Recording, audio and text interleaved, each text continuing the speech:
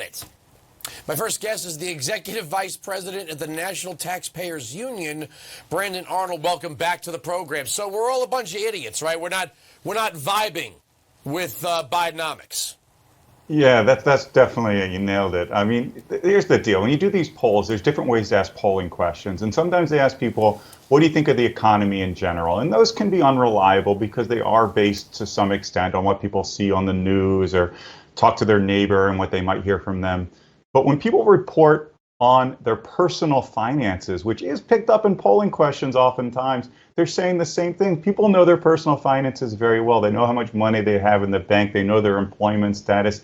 They know their job situation. You know, when they report on their personal finances, they say the same thing. The economy's on the wrong track, and they're not doing as well as they were before Biden. So the nonsense out there that people just don't get it, or they're listening to the wrong radio station or television program, is a load of nonsense. Well, Bloomberg had a piece out that said by 2033, retirees could expect a $17,000 reduction in their benefits. The Democrats keep telling us that, you know, Social Security's solvent. There's no problems. We see money flowing to Ukraine. We see an open border that's costing us billions of dollars, millions per day in some major metropolitan cities. Gas prices still high. Food prices still high. Hard for young people to buy that first home. The disconnect is not with us. We're living it. Yeah, no, obviously the disconnect is with the politicians here, and Biden is the worst offender, but Republicans and Democrats in Congress alike have made this mistake. You talk about Social Security. We've known for a long time that it is an unstable program, that it's starting to pay out more than it's taking in. That's been the case for a while, and it is scheduled to deplete its trust fund in about 10 years, as you mentioned. Medicare, similar story, but actually a little bit worse. It could deplete its trust fund in as little as 5 years. And yet when we go into this debt ceiling negotiation where we say, let's put everything on the table and figure out how to get this nation's finances back where they ought to be, they say, oh, let's take Social Security off the table. Let's take Medicare off the table. Let's take defense off the table. Let's take all of the biggest spending items off the table. You can't balance the budget at that point. I'm not saying go ahead and make drastic cuts to people's Social Security benefits by any stretch of the imagination.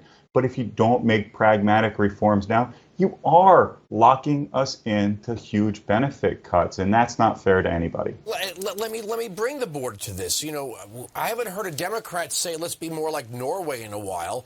In Norway, they have limited immigration because they're not going to tax their people their entire lives and then say, well, we're going to slice the pie thinner as more people come across the border. So why should an American who works 40 years of their life to expect that Social Security have to share that resource with someone who crossed the border maybe a year or two ago and now expects the exact same annuity for the rest of their life? Yeah, I mean, we've been singing the same tune for 20 plus years now, going back to the George W. Bush administration, when we said, let's create these personal retirement accounts instead of having this pure government-run system that's really not fair to anybody. People get shortchanged all over the map. African Americans get shortchanged by this oftentimes because in many instances they live on average a shorter lifespan, so they don't get as much in the way of Social Security benefits in often cases as much as they pay in. So it's a system that has winners and losers, and instead of having this government-run program, you know, we're always going to have Social Security in one form or another, but let's inject some of these free market principles into this program, the same thing that so many Americans get to take advantage of in terms of their 401k or other retirement benefits. Let's make Social Security work better. I think George Bush put out a very good plan to do so. And of course, that didn't fare very well for him politically. But it's time to have some courageous politicians out there that can talk about these issues without being frightened. We know what's going to happen. Okay, we know Biden is going to say the rich aren't paying their fair share, right? It's going to come down to some group of people have not paid enough in taxes. That's always the blame. They never acknowledge. I mean, I think I'd have a heart attack if government actually said, you know, maybe we've been misspending the people's money. Maybe we've made the recipient class too top-heavy that it's so much easier for us to appeal to people by saying, vote for us to get free stuff. Student loan forgiveness, right?